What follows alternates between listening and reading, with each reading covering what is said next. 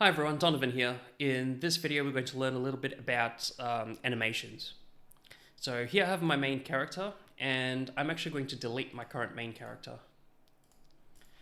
And I've actually downloaded a set of animations for a new character online.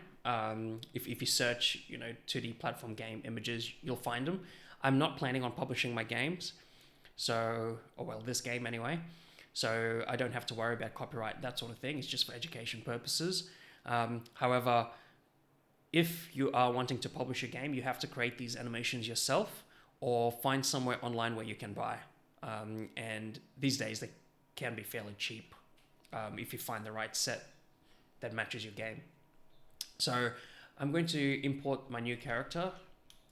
I'm going to import the idle frames for my new character. And it's going to come up asking you to copy your new images into your project folder. Just make sure you hit OK there. Otherwise, when you copy and paste your GDevelop file elsewhere, you might run into problems. Now, this is going to be my idle animation. And there's one of two things you have to remember for each animation. You can remember the name you give it, or you can remember the number of that animation. I prefer remembering the name, and I'll explain why later. Sorry. Also, you have a couple options here. This stopwatch looking option, that's just to set the timing. And you have a loop button over there that I can tick. So for my idle animation or my running animation, the things that I actually want to loop, make sure you have that ticked. Otherwise, you'll be wondering what's going on. So I'm going to hit apply, and then I'm just going to resize the character to match my game. Is that too small? Might be too small.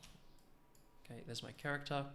You always want to set your character up slightly higher than the platform so it falls into it at the start of the game. Okay, so there's my character, and you can see he's flipping left and right, and you can see that his idle animation's there. He's just breathing, really. Okay. Now, what I'm going to do is I'm going to add a attack animation. So I'll add another animation, and this time I'm going to call it attack. Add, and then I'm going to go to his animations and find my attack animation. Okay, now to trigger it, I have to do it inside the event sheet. And the way you trigger it, you can, if you want, set it to these two things, but because we're shooting with the keys released, I actually want to play it when the key's pressed.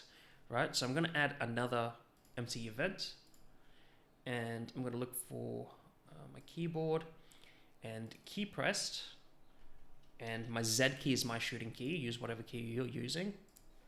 So when Z is pressed, I'm just going to type in animation to the search, and it asks you change the animation by name, and there's an option there to change the animation.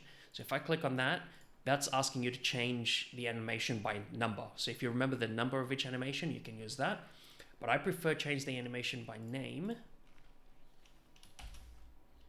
This one was called attack. Make sure when you type in the name, you put the name inside quotation marks, just like that. Right. And the reason I like by name is it's easier to read in the event sheet. So Z key is pressed, change main character to attack, right? Imagine if this was by the number, so change animation to 0, and then you had something like 20 different animations, you'd get confused really quickly. This is just easier to edit. So Z key is pressed. Now you want another one to then change the animation back to idle. So I'm going to add another empty event. And this time, I'm going to go keyboard again. I want key released, Z. I'm going to hit OK. So whenever the Z key is released, I want to change the animation back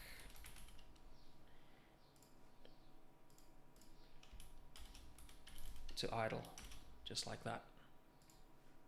Okay, so I'm going to hit play again. I'm going to walk in, and I'm going to shoot, and you can see I'm shooting there, and I'm shooting there. Don't worry about the bullets spawning up ahead. In the next video, I'll show you how to fix that. That's just to do with the spawn point, right? But you can see my attack animation is playing well.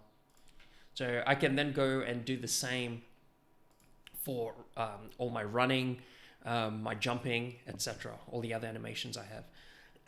Now, if you have a shooting platformer game like this, there will be animations for, shooting while you're running and things like that. So it's just something you have to find.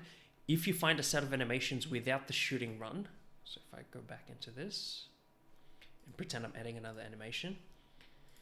So if I go to my animations list, you can see I can run while I'm shooting, or jumping while I'm shooting, falling while I'm shooting, etc.